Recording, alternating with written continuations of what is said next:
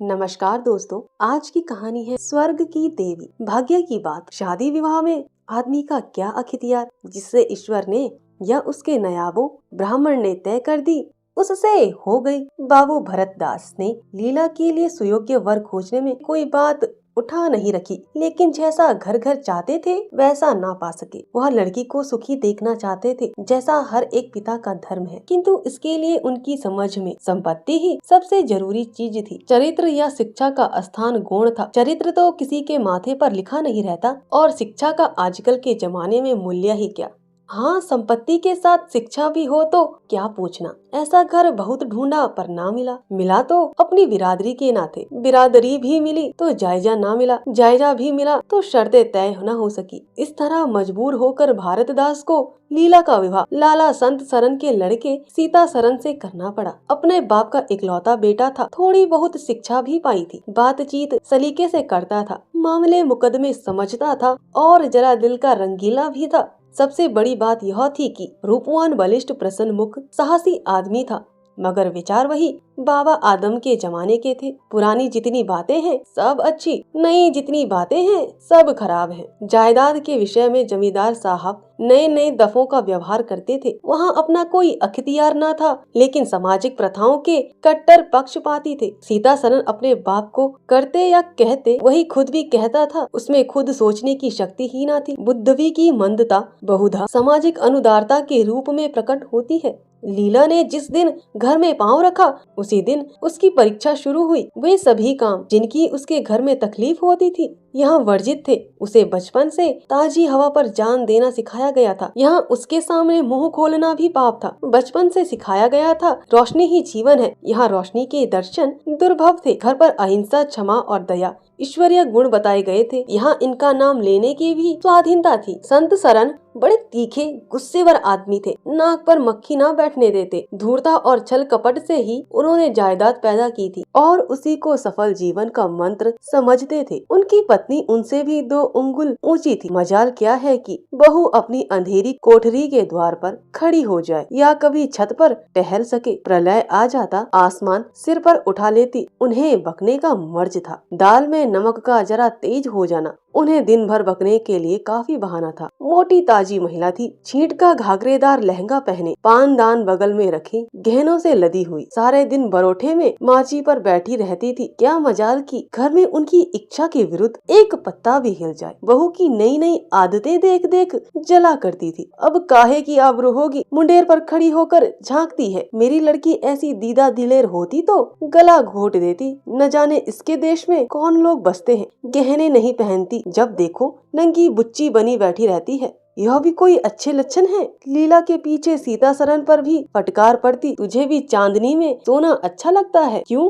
तू भी अपने को मर्द कहता कहेगा। यह मर्द कैसा कि औरत उसके कहने में ना रहे। दिन भर घर में घुसा रहता है, मुंह में जबान नहीं है, समझता क्यों नहीं? सीता सरन कहता, अम्मा जब कोई मेरे समझाने से माने तब तो। माँ मानेगी क्यों नहीं? तू मर्द है कि नहीं? मर्द वह चाहिए कि कड़ी निगाह से देखे तो औरत कांप उठे। सीता सरन तुम तो समझाती ही रहती हो। माँ मेरी उसे क्या परवाह, समझती होगी बुढ़िया 4 दिन में मर जाएगी, तब मैं मालकिन हो ही जाऊंगी। सीता सरन तो मैं भी तो उसकी बातों का जवाब नहीं दे पाता। वह रंग ही नहीं रहा। उस कोठरी में पड़े पड़े उसकी दशा बिगड़ती जाती है। बेटे के मुंह से ऐसी बातें सुन माता आग हो जाती और सारे दिन जलती। कभी भाग्य को कोसती, कभी समय को। सीता सरन माता के सामने तो ऐसी बातें करता, लेकिन लीला के सामने जाते ही उसकी मति बदल जाती। वह वही बातें करता था जो लीला को अच्छी लगती। यहाँ तक कि दोनों वृद्धवा की हंसी उड़ाते। लीला को इसमें और कोई सुख न था। वह सारे दिन कुड़ती रहती, कभी चूल्हे के सामने ना बैठी थी, पर यहाँ पसेरियों आटा थेपना पड़ता। मजूरों और टहलुओं के लिए रोटी पकानी पड़ती। कभी कभी वह चूल्हे के सामने बैठी घंटों रोती। यह बात न थी कि यह लोग कोई महाराज रसोइया न रख सकते हों, पर घर की पुरानी प्रथा यही थी कि बहू खाना पकाए और उस प्रथा को निभाना जरूरी था। सीता सरन को देखकर लीला का संतप्त हृदय एक क्षण के लिए शांत हो जाता था। गर्मी के दिन थे और संध्या का समय था। बाहर हवा चलती, भीतर देह फूकती थी। लीला कोठरी में बैठी एक किताब देख रही थी कि सीता सरन ने आकर कहा, यहाँ तो बड़ी गर्मी है, बाहर बैठो। लीला, यह गर्मी तो उन तानों से अच्छी है जो अभी सुनने पड़ेंगे। सीतासरन, आज अगर बोली तो मैं भी बिगड़ जाऊंगा। लीला, तब तो मेरा घर में रहना भी मुश्किल हो जाएगा। सीतासरन, बला से अलग ही रहेंगे। लीला, मैं मर भी लाऊं तो भी अलग रहूं। वह जो कुछ कहती सुनती है अपनी समझ से, मेरे भले ही के लिए कहती सुनती है। उन्हें मुझसे कोई दुश्मनी थोड़े ही है। हाँ, हमें उनकी बातें अच्छी ना लगे यह दूसरी बात है। उन्होंने खुद वह सब कष्ट झेले हैं जो वह मुझे झेलवाना चाहती है। उनके स्वास्थ्य पर उन कष्टों का जरा भी असर नहीं पड़ा। वह इस 65 वर्ष की उम्र में मुझसे कहीं ठाटी हैं। फिर उन्हें कैसे मालूम हो कि इन कष्टों से स्वास्थ्य बिगड़ सकता है। सीतासरन ने उसके मुरझाए हुए मुख की ओर करुणा नेत्रों से देखकर कहा, तुम्हें इस घर में आकर बहुत दुख सहना पड़ा। यह घर तुम्हारे योग्य न था। तुमने पूर्व जन्म में जरूर कोई पाप किया होगा। लीला ने पति के हाथों से खेलते हुए कहा, यहाँ न आती तो तुम्हारा प्रेम कैसे पाती। 5 साल गुजर गए। लीला 2 बच्चों की माँ हो गई। एक लड़का था, एक दूसरी लड़की। लड़के का नाम जानकी सरन रखा गया और लड़की का नाम कामिनी। दोनों बच्चे घर को गुलजार किया करते थे। लड़की दादा से हिली थी, लड़का दादी से। दोनों शेख और शरीर थे। गाली दे बैठना, मुंह चिढ़ा देना तो उनके लिए मामूली बात थी। दिन भर खाते और आए दिन बीमार पड़े रहते। लीला ने भी खुद सभी कष्ट सह लिए थे, पर बच्चों में बुरी आदतों का पड़ना उसे बहुत बुरा मालूम होता था, किंतु उसकी कौन सुनता था। बच्चों की माता होकर उसकी अब गणना ना रही थी। जो कुछ थे बच्चे थे, वह कुछ ना थी। उसे किसी बच्चे को डांटने का अधिकार भी ना था। सांस फाड़ खाती थी। सबसे बड़ी आपत्ति यह थी कि उसका स्वास्थ्य अब और भी खराब हो गया था। प्रसव काल में उसे वे भी अत्याचार सहने पड़े जो अज्ञान, मूर्खता और अंधविश्वास ने सौर की रक्षा के लिए गढ़ रखे हैं। उस काल कोठरी में जहाँ न हवा का गुजर था, न प्रकाश का, न सफाई का, चारों ओर दुर्गंध और सील और गंदगी भरी हुई थी। उसका कोमल शरीर सूख गया। एक बार जो कसर रह गई वह दूसरी बार पूरी हो गई। चेहरा पीला पड़ गया, आंखें धस गई। ऐसा मालूम होता बदन में खून ही नहीं रहा, सूरत ही बदल गई। गर्मियों के दिन थे, एक तरफा आम पके, दूसरी तरफ खरबूजे। इन दोनों फलों की ऐसी अच्छी फसल कभी न हुई थी। अब की इनमें इतनी मिठास न जाने कहाँ से आई थी कि कितना ही खाओ मन न भरे। संत सरन के इलाके से आम, ओरी, खजूरे के टोकरे भरे चले आते थे। सारा घर खूब उछल उछल कर खाता था। बाबू साहब पुरानी हड्डी के आदमी थे। सवेरे 1 सैकड़े आमों का नाश्ता करते, फिर पेसरी भर खरबूज चट कर जाते। मालकिन उनसे पीछे रहने वाली न थी। उन्होंने तो एक वक्त का भोजन ही बंद कर दिया। अनाज सड़ने वाली चीज नहीं, आज नहीं कल खर्च हो जाएगा। आम और खरबूजे तो एक दिन भी नहीं ठहर सकते। शुद्धनी थी और क्या, दोनों चीजों की रेल पेल होती थी, पर किसी को कभी कोई शिकायत न होती थी। कभी पेट में गिरानी मालूम हुई तो हट की फन की मार ली। एक दिन बाबू संतराम के पेट में मीठा मीठा दर्द होने लगा। आपने उसकी परवाह न की, आम खाने बैठ गए। सैकड़ा पूरा करके उठे ही थे कि के हुई, गिर पड़े। फिर तो तिल तिल करके पर के और दस्त होने लगे। हैजा हो गया। शहर के डॉक्टर बुलाए गए, लेकिन आने के पहले ही बाबू साहब चल बसे। रोना पीटना मच गया। संध्या होते होते लाश घर से निकली। लोग दाह क्रिया करके आधी रात को लौटे तो मालकिन को भी के दस्त हो रहे थे। फिर दौड़ धूप शुरू हुई, लेकिन सूर्य निकलते निकलते वह भी सिधार गई। स्त्री पुरुष जीवन पर्यंत एक दिन के लिए भी अलग ना हुए थे। संसार से भी साथ ही साथ गए। सूर्य अस्त के समय पति ने प्रस्थान किया, सूर्योदय के समय पत्नी ने। लेकिन मुसीबत का अभी अंत ना हुआ था। लीला तो संस्कार की तैयारियों में लगी थी। मकान की सफाई की तरफ किसी ने ध्यान न दिया। तीसरे दिन दोनों बच्चे दादा दादी के लिए रोते रोते बैठक में जा पहुँचे। वहाँ एक आले का खरबूज कटा हुआ पड़ा था। 2-3 कलमी आम भी रखे थे। इन पर मक्खियाँ भिनक रही थी। जानकी ने एक तिपाई पर चढ़कर दोनों चीजें उतार ली और दोनों ने मिलकर खाई। शाम होते होते दोनों को हैजा हो गया और दोनों माँ बाप को रोता छोड़ चल बसे। घर में अंधेरा हो गया। 3 दिन पहले जहाँ चारों तरफ चहल पहल थी, वहाँ अब सन्नाटा छाया हुआ था। किसी के रोने की आवाज भी सुनाई न देती थी। रोता ही कौन, ले दे के कुल 2 प्राणी रह गए थे और उन्हें रोने की सुद्धि न थी। लीला का स्वास्थ्य पहले भी कुछ अच्छा न था, अब तो वह और भी बेजान हो गई। उठने बैठने की शक्ति भी न रही। हरदम खोई सी रहती, न कपड़े लत्ते की सुद्धि थी, न खाने पीने की। उसे न घर से वास्ता था, न बाहर से। जहाँ बैठती वहीं बैठी रह जाती। महीनों कपड़े न बदलती, सिर में तेल न डालती। बच्चे ही उसके प्राणों के आधार थे। जब वही न रहे तो मरना और जीना बराबर था। रात दिन यही मनाया करती कि भगवान यहाँ से ले चलो। सुख दुख सब भुगत चुकी, अब सुख की लालसा नहीं है। लेकिन बुलाने से मौत किसी को आई है। सीता सरन भी पहले तो बहुत रोया धोया, यहाँ तक कि घर छोड़कर भागा जाता था। लेकिन ज्यों-ज्यों दिन गुजरते थे, बच्चों का शोक उसके दिल से मिटता था। संतान का दुख तो कुछ माता ही को होता है। धीरे धीरे उसका जी संभल गया। पहले की भांति मित्रों के साथ हंसी दिल लगी होने लगी। यारों ने और भी चंग पर चढ़ाया। अब घर का मालिक था, जो चाहे कर सकता था। कोई उसका हाथ रोकने वाला नहीं था। सैर सपाटे करने लगा तो लीला को रोते देख उसकी आंखें सजग हो जाती थी। कहाँ अब उसे उदास और शोक मगन देखकर झुंझला उठता। जिंदगी रोने ही के लिए तो नहीं है। ईश्वर ने लड़के दिए थे, ईश्वर ने ही छीन लिए। क्या लड़कों के पीछे प्राण देना होगा? लीला यह बातें सुनकर भौचक रह जाती है। पिता के मुंह से ऐसे शब्द निकल सकते हैं? संसार में ऐसे प्राणी भी हैं? होली के दिन थे, मर्दाना में गाना बजाना हो रहा था। मित्रों की दावत का भी सम्मान किया गया था। अंदर लीला जमीन पर पड़ी हुई रो रही थी। त्योहार के दिन उसे रोते ही कटते थे। आज बच्चे होते तो अच्छे अच्छे कपड़े पहने कैसे उछलते फिरते।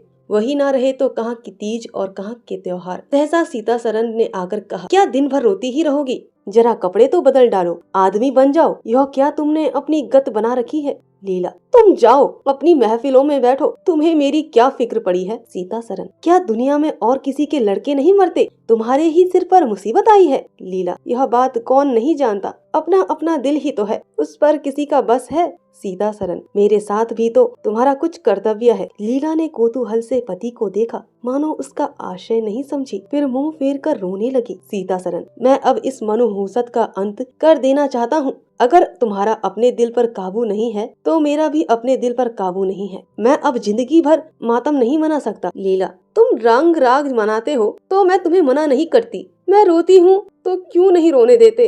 सीता सरन, मेरा घर रोने के लिए नहीं है।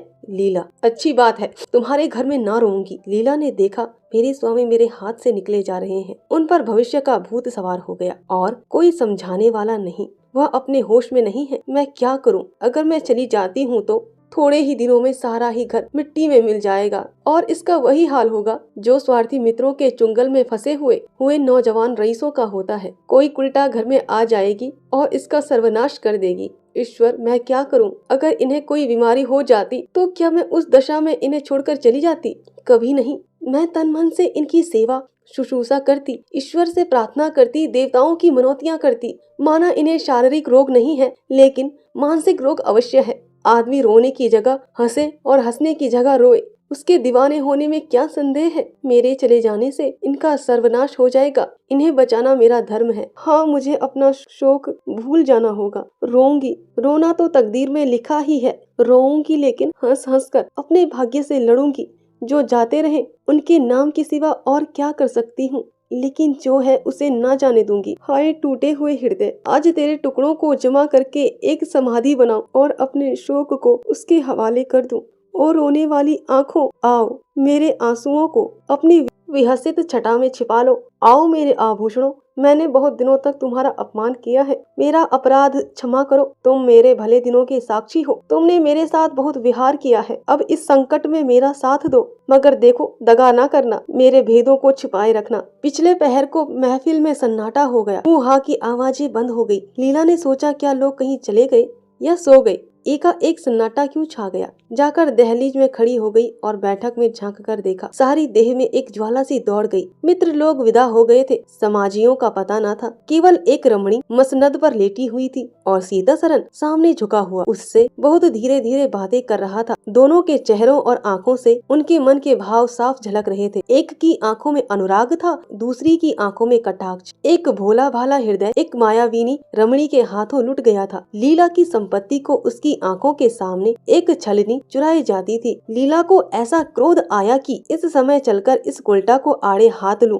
ऐसा धुतकारूं वह भी याद करे, खड़े खड़े निकाल दूं। वह पत्नी भाव जो बहुत दिनों से सो रहा था जाग उठा और विकल करने लगा, पर उसने जपत किया, वेग में दौड़ती हुई तृष्णाएं अकस्मात न रोकी जा सकती थी। वह उल्टे पांव भीतर लौट आई और मन को शांत करके सोचने लगी। वह रूप रंग में, हाव भाव में, नखरे तिले में उस दुष्टता की बराबरी नहीं कर सकती। बिल्कुल चांद का टुकड़ा है। अंग अंग में स्फूर्ति भरी हुई है। पोर पोर में मद छलक रहा है। उसकी आंखों में कितनी तृष्णा है। तृष्णा नहीं बल्कि ज्वाला। लीला उसी वक्त आईने के सामने गई। आज कई महीनों के बाद उसने आईने में अपनी सूरत देखी। उस मुख से एक आह निकली। शोक ने उसकी काया पलट कर दी थी। उस रमणी के सामने वह ऐसी लगती थी जैसे गुलाब के सामने जूही का फूल। सीता सरन का खुमार शाम को टूटा। आंखें खुली तो सामने लीला को खड़े मुस्कुराते देखा। उसकी अनोखी छवि आंखों में समा गई। ऐसे खुश हुए मानो बहुत दिनों के वियोग के बाद उससे भेंट हुई हो।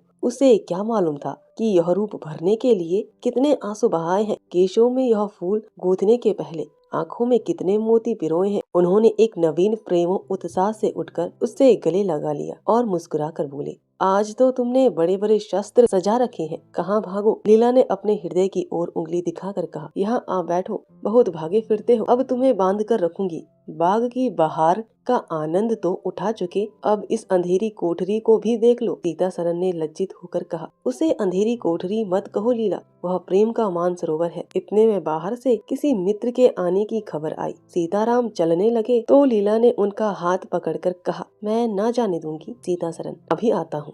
लीला, मुझे डर है कहीं तुम चले न जाओ। सीता सरन बाहर आए तो मित्र महाशय बोले, आज दिन भर सोते हो क्या, बहुत खुश नजर आ रहे हो। इस वक्त तो वहाँ चलने की ठहरी थी ना, तुम्हारी राह देख रही है। सीता सरन, चलने को तैयार हूँ, लेकिन लीला जाने नहीं देगी। मित्र, नीरे गाउदी ही रहे, आ गए फिर बीवी के पंजे में, फिर किस बिरते पर गरमाए थे। सीता सरन, लीला ने घर से निकाल दिया था, तब आश्रय ढूंढता फिरता था, अब उसने द्वार खोल दिया है और खड़ी बुला रही है। मित्र, आज वह आनंद कहाँ, घर को लाख सजाओ तो क्या बाग हो जाएगा। सीता सरन, भाई, घर बाग नहीं हो सकता, पर स्वर्ग हो सकता है। मुझे इस वक्त अपनी छद्रता पर जितनी लज्जा आ रही है वह मैं ही जानता हूँ। जिस संतान शोक में उसने अपने शरीर को धुला डाला और अपने रूप लावण्य को मिटा दिया, उसी शोक को केवल मेरा एक इशारा पाकर उसने भुला दिया। ऐसा भुला दिया मानो कभी शोक हुआ ही नहीं। मैं जानता हूँ वह बड़े से बड़े कष्ट सह सकती है, मेरी रक्षा उसके लिए आवश्यक है। जब अपनी उदासीनता के कारण उसने मेरी दशा बिगड़ते देखी तो